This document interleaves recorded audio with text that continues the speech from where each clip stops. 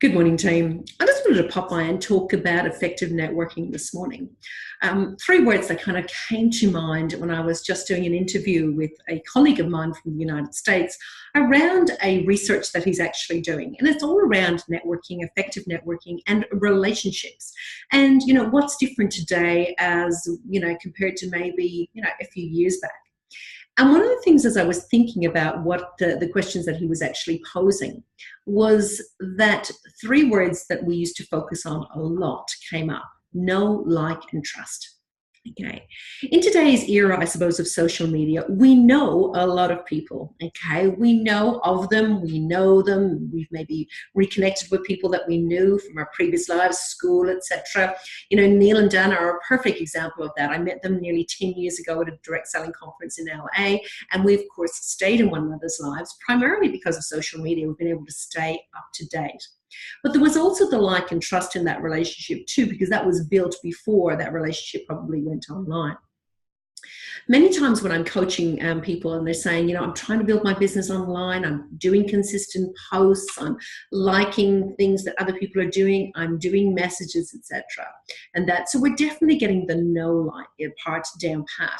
You're getting to know a lot of people because you're reaching out and you're getting curious, and hopefully you actually read a lot of the posts so you can kind of get to know what's going on inside people's minds. The second one, like, is probably also being ticked off.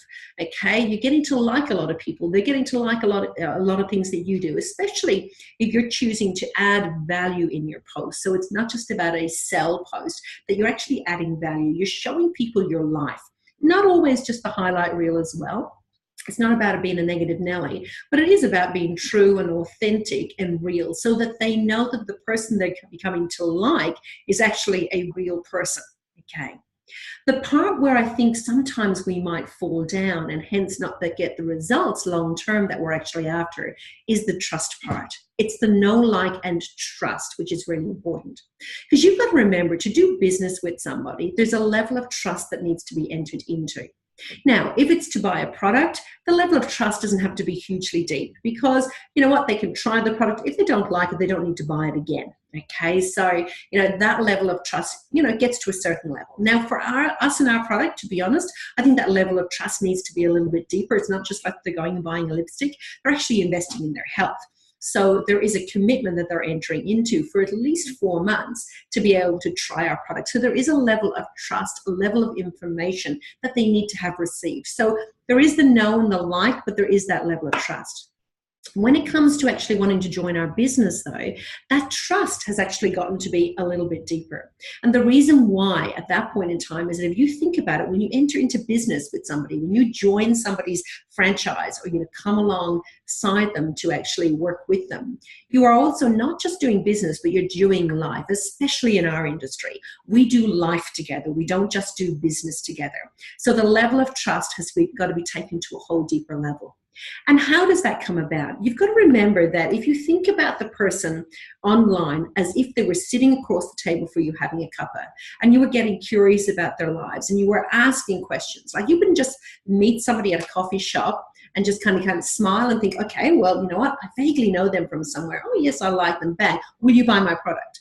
Okay, or will you join my business? We wouldn't go and jump to that. And yet sometimes when I talk to people about what they're doing online, it's exactly what they're doing.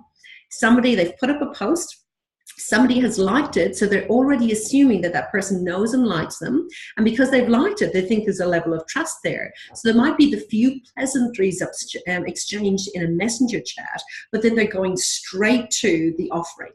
And what we've got to remember is we've got to sow some seeds and water those seeds for a little bit of time. Now, sometimes that can move quite quickly, but there's still investment of time and energy to get to a space where there is trust involved, where people will want to do business with you.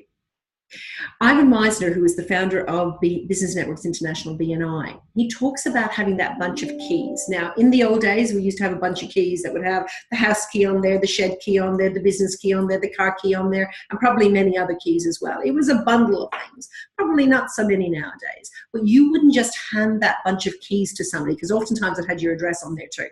You wouldn't just give it to somebody that you didn't know. You were that was hope. Kind of handing over what you owned nearly, okay? You wouldn't just do that. And yet we expect that people are going to do that. They're going to come all in without us taking the time to get to know them. So my challenge for you is to go back over some of your last few messenger chats and think about how curious have you got about that person? What have you shared with them to get to a space where there's not just the know and like, but there actually is the trust. And when the trust is there, they're more likely to either want to do business with you or refer business to you. When you move from the head to the heart and look, how can I serve this person? How can I add value to their life? And how can I get curious about what's going on in their lives? When you get curious about somebody, they actually genuinely feel like you care. So not only do you ask the questions, but you make sure that you're listening so that you can hear what is being unsaid behind that. That is when you will move a relationship into trust. So my challenge, as I said, is go back over your last few messenger chats and have a little look to say, okay, truly, am I taking it from no like to the trust part? I also would really encourage you to make sure that you are also networking outside of social media. That helps you to hone your skills even better, so that then when you are in a social media environment, you actually kind of really recognize that on the other end of that message is a person. That it's not just, you're not just shooting out, 20 million messages on Messenger, all exactly the same, and hoping that in that scattershot, that something is going to stick. Okay? At the end of the day, we want true, meaningful relationships, because when we do that, we will attract even more to us. So practice offline as well as online. When you're at the next soccer match or the netball game or at church or the shopping center or actively going to a networking event, hone those skills, because I really do believe that when you hone them offline, you're even better online. That's my 2 bobs worth for today. Take care. God bless. Have an amazing day.